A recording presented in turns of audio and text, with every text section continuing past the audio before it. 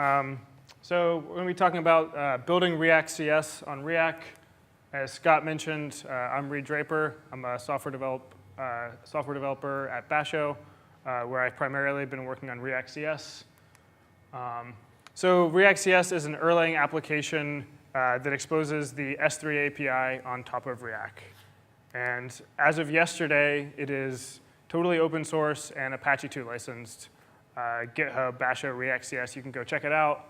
Download the source code, use it, never tell us, totally free for you to use.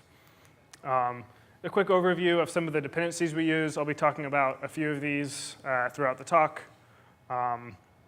Some of them are tools from the Erlang community that we use. Others are ones that we've developed ourselves. And I'll go into a little bit of detail about some cool things that we've done with them. So to start with, I'm going to give you sort of just a big high-level overview of what Riak CS looks like. It is a stateless proxy that your external HTTP communication goes to. It speaks the S3 HTTP API. And then behind the scenes, it communicates to a process called stanchion, which is a singleton that is occasionally used to serialize requests across a data center. But most of the traffic goes through your normal Riak cluster. So it uses a stock Riak cluster. There is some config that we require for it, but it's just a regular install of Riak. And all of the persistence throughout the whole system goes into Riak. So other than logging, the Riak CS and the stanchion nodes don't persist anything to disk. So I'm going to do a little bit of a different talk than might have been on the schedule. There's a few other places that, where you can read about sort of the overall architecture of Riak CS, the process for building it and stuff. But since this is an Erlang audience, I sort of wanted to talk about some things that I think other Erlang programmers might appreciate that we learned or that we thought were cool techniques on this. So let's dive in. The first one is immutability. We already know as Erlang programmers and as functional programmers how important immutability is to reason about a system. But we often don't think about that in the context of a distributed system. We have our single Erlang node where all data we work with is immutable. But once we leave that realm and start working in a distributed system, we may not be as quick to demand immutability. So we have done that with Riak CS. All of the blocks for large files are immutable. They are written once with a UUID key and only retrieved or later deleted. And it turns out this makes the whole system much easier to reason about, especially when it comes to things like eventual consistency. So I'll talk a little bit about what this looks like as far as large files, and then some more of the advantages of designing a system this way. So each large file has a manifest. This is just a subset of the metadata that we keep for a particular file. So each concurrent write to a particular file is going to have one of these that has a UUID key. So let's say user A and user B both write to object foo. We're actually going to create two different UUIDs and two of these manifests. And it's just some simple metadata, the content type, the content length, a checksum of the file, the cluster ID it was written to. But then each of these manifests, which are keyed off of these UUIDs, is going to point to a completely different set of blocks. And each of these blocks represent some small chunk of the file. They're written across the Riak cluster. And they also have UUID keys. As I mentioned before, these are never rewritten. So one of the nice properties that this gives us is that even though we're working in an eventually consistent system like Riak, we don't have to worry about conflicts because something that's immutable is either correct or it's not found. The replicas are never going to disagree about what the value is since we've only written one value to it. So we take the mutable view of the world only at the very, very top level, which is where we have these manifests. And we go into this immutable view as soon as we can. So another nice advantage of this is that immutable data can be cached forever. We can just use a simple LRU cache. if we'd like. We can never expire things if we don't think that they're going to be deleted. But the cache is never going to be wrong, since, again, a piece of a value for a particular key is either correct or not found. So it dramatically simplifies caching strategy, which is a really nice thing because normally caching in a distributed system can be a tough thing. So it turns out in a system with a real amount of data in it, 99, actually a few more nines, % of the data is immutable. It's only those manifests, which are a few hundred bytes or a few K each, that actually mutate.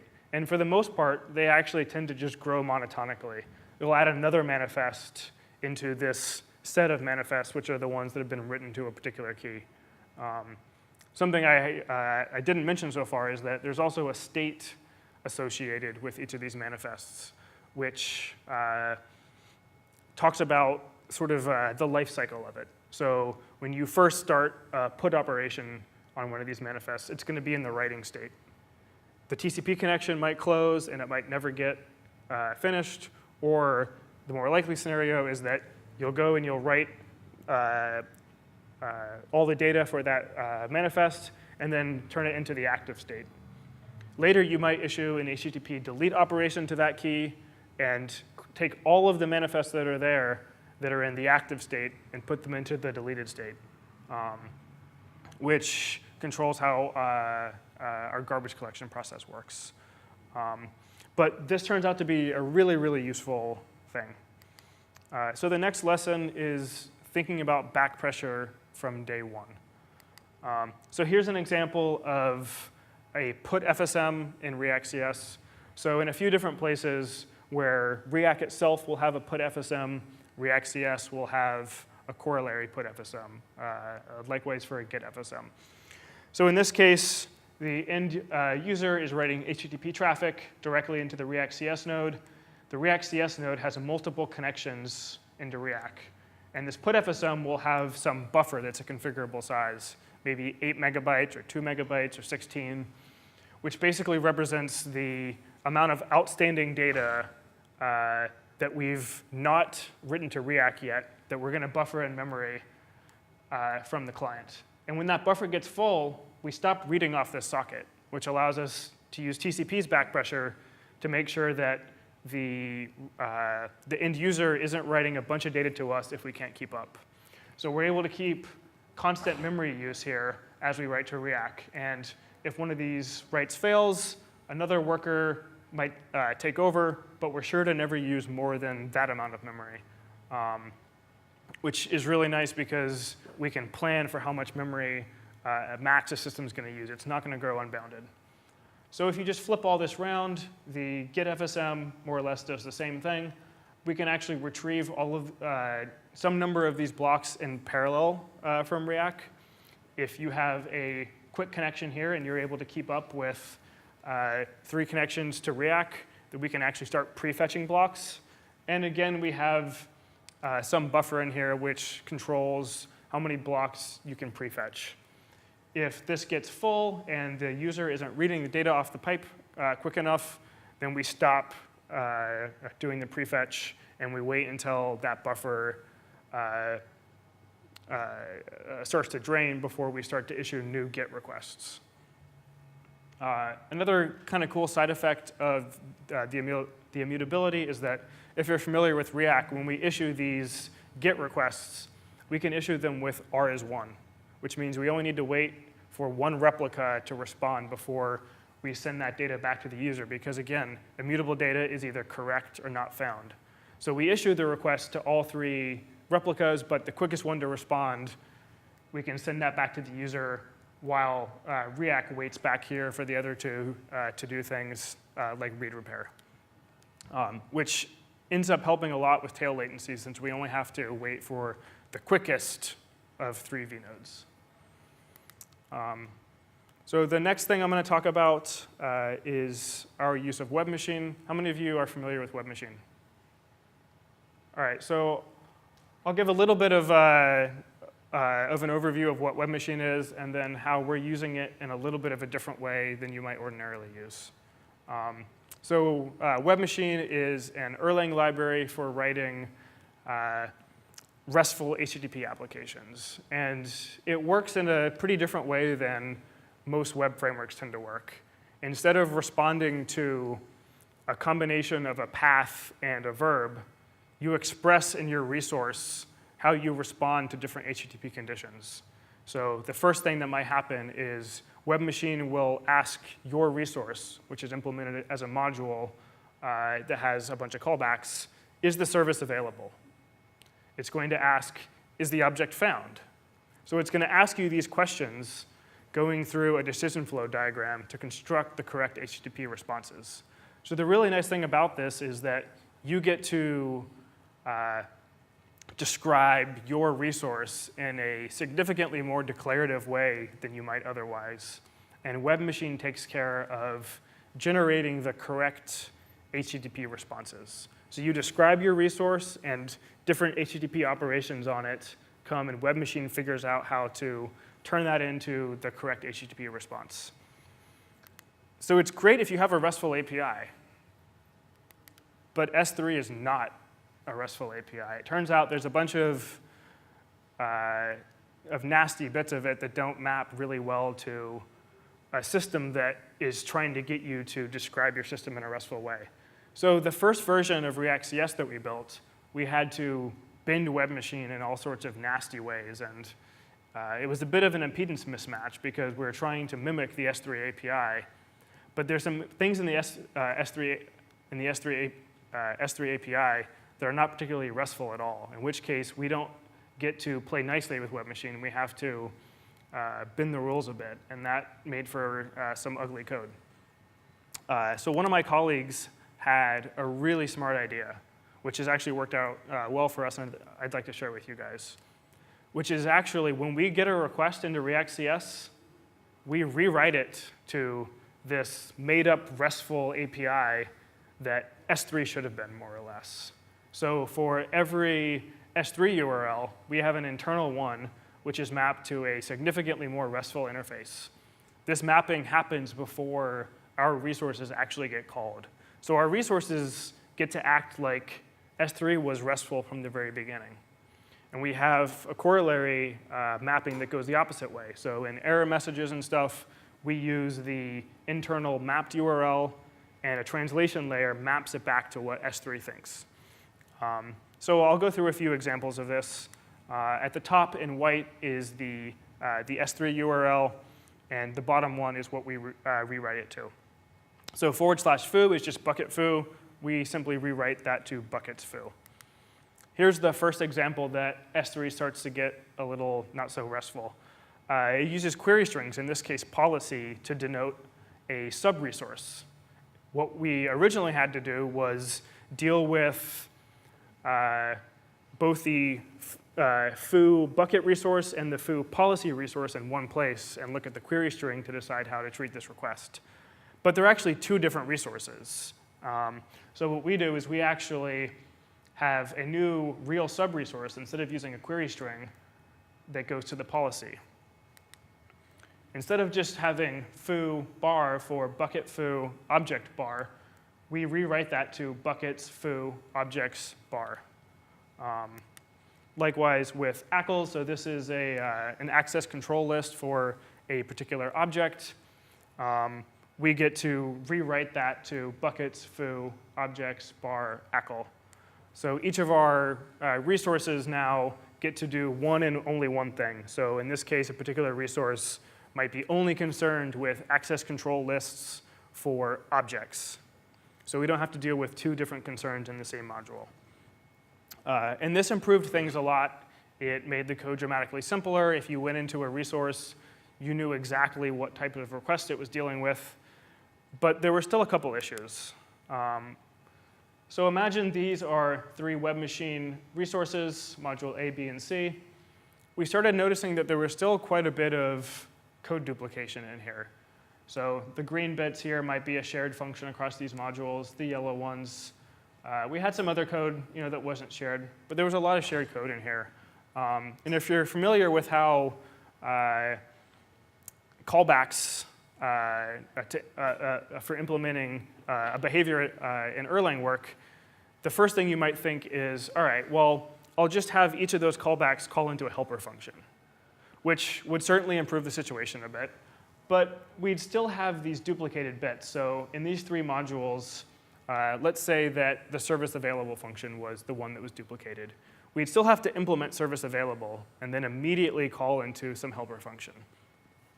So that helped things a bit, but we really wanted to take it further. We wanted to only have these modules express the parts that made them different amongst some fixed set of commonality. We wanted to only have to express these dark gray bits. WebMachine lets you do a little bit of this in that it has default answers for a lot of the callbacks. So by default, service available just returns true unless you export the service available function in your resource. But there's only one set of defaults. If you want anything other than that default, even if you want to share something other than the default in 5 modules, you have to implement that function in each of them. So what we wanted was custom default functions. At the same time, we wanted to get this done quickly. We didn't want to change the semantics of how WebMachine worked. And I think we came up with a pretty clever idea. So imagine for a moment that your resource is a dict that maps function names to functions themselves. So the atom service available to the function for service available. You might imagine that f is your particular resource, or sorry, f is some function that we're going to pass to dict merge. All it's going to do is just prefer values from the first dict. We have our resource, and then we have the defaults. So with this, we get to merge our own custom defaults with the logic you've implemented. But that's not how WebMachine works. It doesn't want you to give it a dictionary that maps function names to function values. It wants you to give you an atom that represents a module name. So what we do is actually, as far as WebMachine is concerned, every single resource in Riak CS uses the same module. And that module is parameterized by the functions that make that resource distinguished from its peers. So in the case that we want to override service available, we implement service available in our module. And if not, we get the default that's in our custom default. And if it's not in there, we get the WebMachine default. So what our module does is it looks at the module info for exports for the module that you pass in. And anytime that you've explicitly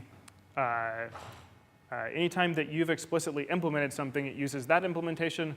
Otherwise, it uses a default one.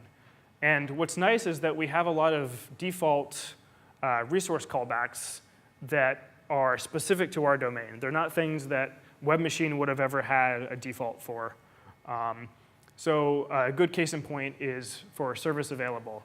The first thing we try and do is grab a connection to Riak from a connection pool. If we're not able to do that, we want to say, no, the service is not available. And we want to do that across all of our modules. Another cool thing is that let's say that we wanted to have the pool that we ask for the connection from to be different per module. Well, we also don't have to necessarily override service available in each module. We can use our state information in the request to look to see if there is some information about what pool to use. So we can still differentiate between different modules based on the state data that we're passing around in WebMachine. So the next thing I'm going to talk about is how we test our conflict resolution code. So I mentioned that most of the data is immutable, but there is that bit where concurrent writes to the same key are going to generate 2 different manifests. And that's going to end up being written to a single key value in Riak. If you like, you can have Riak tell you when causally you have 2 writes that are in conflict. So let's say we have our distributed system, and actor A and B both write to different nodes but at the same key. Riak later will say, hey, there's a conflict here where actor A wanted to write this value and actor B wanted to write that value. And if you'd like, Riak can present that with you. You can choose to use some domain-specific logic to resolve that conflict. This is one of the ways that that you implement a really highly available system. But the problem is you want to make sure that regardless of the order that these actions come in, your conflict resolution code ends up with the same result. So I'll talk a little bit about how we test that and how we sort of think about writing that kind of code, because it can be a little bit tricky. So the first thing we do is we implement a binary resolve function. So it takes two values that are in conflict and it resolves them to a new single value. The simplest example of that might be if both of the items are set union might be the function that you implement to combine them together. One of the things we've been able to do is mandate that our resolve function be associative and commutative. And if we know this, we can test it in all sorts of nasty ways to prove to ourselves that it is associative and commutative. So here's an example. We know that plus is associative and commutative. So we can say that adding the numbers in this order, pairwise here, and with this set of ordering is equivalent to adding them up in this way. You notice what I've done here is I've just reversed the whole list. And this looks an awful lot like we're doing a fold. So first we combine these two numbers, which becomes our accumulator. And then we add it to this one, becomes our new accumulator, which we add it to 3. Likewise, we're doing the same thing, but we're doing our accumulation and the order in which we apply our binary function in a different order. All we've done is reverse the list. So all we're saying is that fold L with our function is equivalent to fold R. So fun is the binary function under test that we're trying to convince ourselves is associative and commutative. What's L? L is a random created list of values that represent the conflicts that we might create in our domain.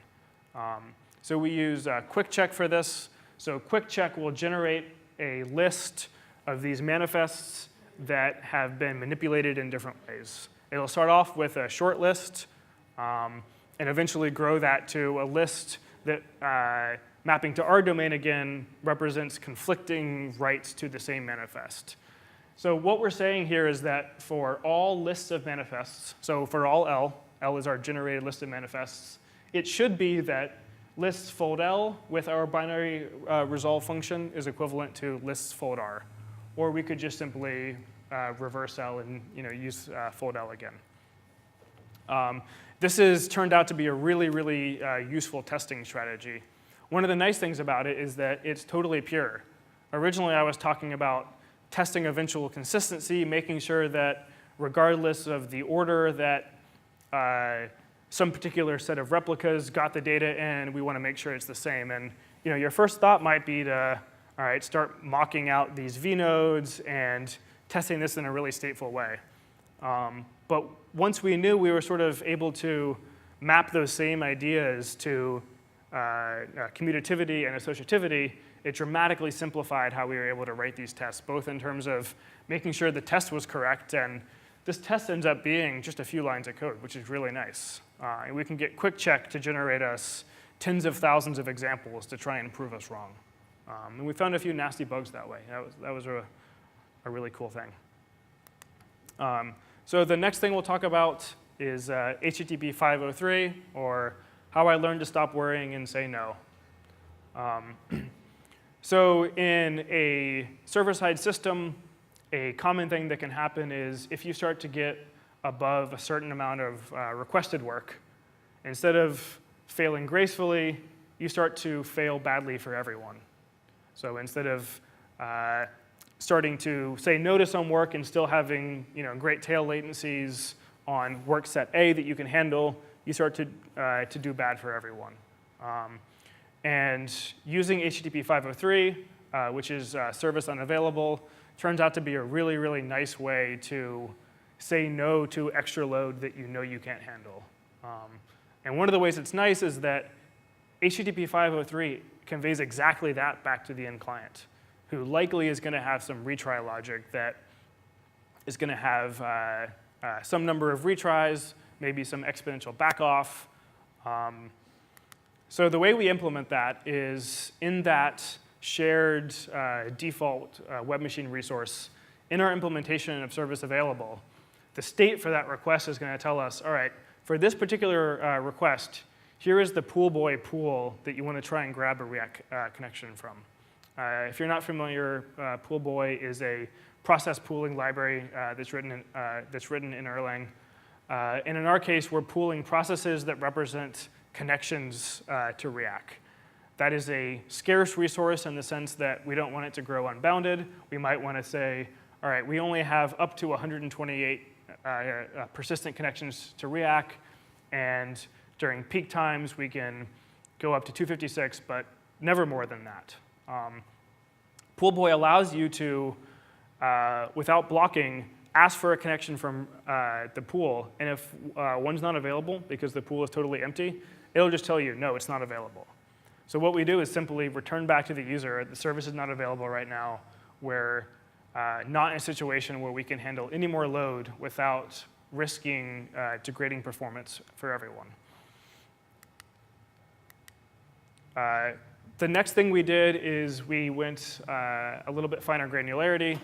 So in Riak CS, different operations from an end user perspective have a different cost associated with it.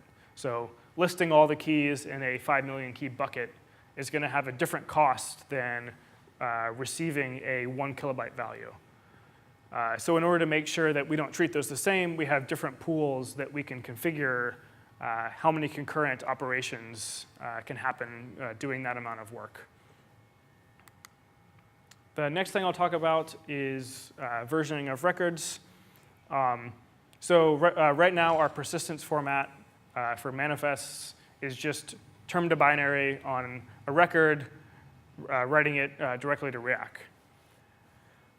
When we upgrade Riak CS, we might add some new fields to a manifest, and we're going to name that record a different name. So we have a version ID both in the manifest and as the record name. But we don't want to have code strewn throughout our whole code base dealing with different versions of records. We want to be able to deal only with the most recent record in all of our code except for a single place. So what we've done, it's actually really simple, is you implement an upgrade function. It basically looks just like this. So v1, v2, and v3 will be the 3 different versions of our record. We pattern match on v1, and we upgrade it from v1 to whatever version v1 upgrades to, likely just directly to v2. So that, in this case, hasn't gotten us all the way. So we wrap it in another call to upgrade. Likewise, if we get called with v2, we upgrade v2 to v3, call upgrade. Right here, we bail out of our recursion. And we've now have been working with the most recent version of the manifest. It does mean that every old version must be able to be mapped onto a new one, but that's not a constraint we can easily get out of. So our read path from React, we upgrade all of the manifests. So in a case where there have been several concurrent writes and we have multiple conflicting values from React, we're basically mapping that upgrade function to all of the manifests. So now from then on out in the rest of our code base, we can deal with only the most recent one. Then we resolve all the siblings, which is doing the conflict resolution I was talking about testing earlier. Now we have a single value that we can pass around, and it dramatically simplifies the rest of our code base. So we've contained that complexity just to the very outer edge of the code base, and the rest of it doesn't have to worry about that. All right, we're getting toward the end. This is the list of people I found quickly who have contributed to Riak CS, so it is definitely not just me. I'm just the one who happens to be up here talking about it. So thanks to Kelly, Scott, Jared, Andy, Brian, the rest of the team who helped on this. Like I said, all of the code is available on GitHub now. It's Apache 2 license, so you can check it out. And next, I'd be happy to take questions. Yes. So do you also implement the SOAP API to S3? So the question was whether we implement the SOAP API. No. Right now, we just implement the REST HTTP API. I mean, I would imagine most people use the REST API, not the SOAP API. But do you have like numbers or some data on that? We don't have numbers for who uses the SOAP versus REST API for the real S3, but we haven't had any customers or users who have complained so far. We have tried to take the sort of user-facing web machine bits of React CS that deal with the REST S3 HTTP API specifically and keep that as separated from generic handling of large files and access controls sort of as much as we can. It's a little bit more tightly coupled than we'd like, but it is something that we've thought about a bit.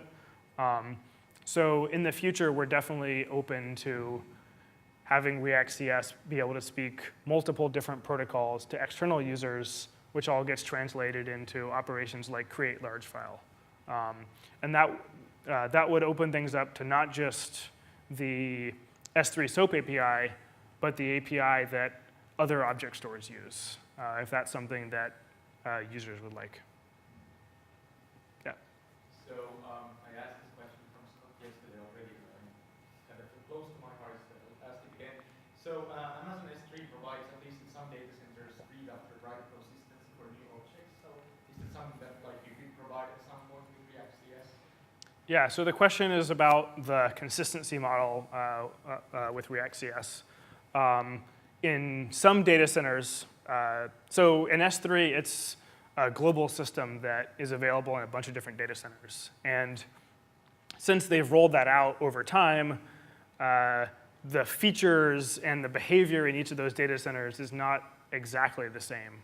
And in one of the regions, you get a certain class of consistency called read your writes, which means that even though S3 is an eventually consistent system, a single actor from an external perspective, if they do a write and they read something later, they'll never read an earlier causal value than what they've seen themselves before.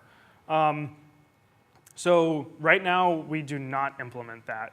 There are some changes that are likely going to be in React 1.4 that will make it easier to implement that.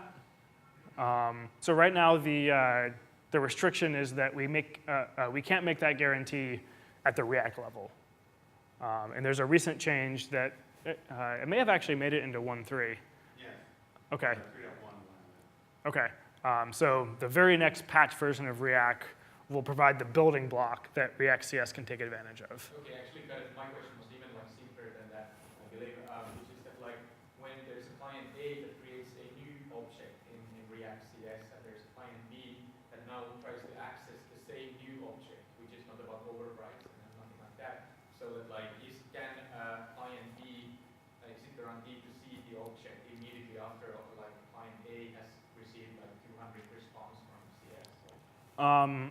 Well, it depends on what you mean by immediately after. Well, I mean, like basically after it has got the response. So meaning that basically creating like new objects is a consistent operation? In most running systems, it absolutely will be. The word after does not have specific meaning if you're not allowed to, or put another way, it's not as simple as thinking about after just with wall clock. Yeah, but I mean, is it an atomic operation? So is it guaranteed that once the object has been created in React CS, so is it guaranteed to be globally visible, basically? It's not guaranteed to be globally visible, but it is atomic. So it's possible that you might do a read from a replica that's not yet seen that version. The guarantee that you're asking for is more general than read your writes. Read your writes is only for actor A that did that write. Right, but this is only about, I mean, since this is like something that we rely on in the US West 2 data center, like with AWS, Mhm. We know that after we have created an object in S3, it will be visible to everybody else, and it's a consistent operation. Whereas, of course, overriding is not. So overriding is still eventually consistent. But I mean, knowing that when I create a new object, I can be sure that that new object will be seen by everybody else. So Gotcha. useful features. Okay. Yeah, that's something that we can definitely take into account.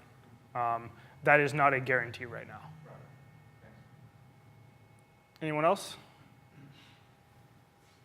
All right. Thank you.